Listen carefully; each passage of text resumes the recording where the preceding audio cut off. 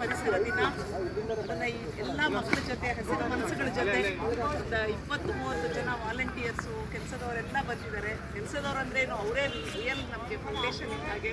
ನಾಗರಾಜ್ ಅಂಟಿ, ನಮ್ಮ ರಾಜಪ್ಪ, ನಮ್ಮ ಲಕ್ಷ್ಮಮ್ಮ ಎಲ್ಲ ಬಂದಿದ್ದಾರೆ. So we are doing this for the sake of environment ಅಲ್ಲ, ನಮಗಾಗಿ, ಈ ಮಕ್ಕಳಿಗಾಗಿ, ಮುಂದಿನ ಪೀಳಿಗೆಗಾಗಿ.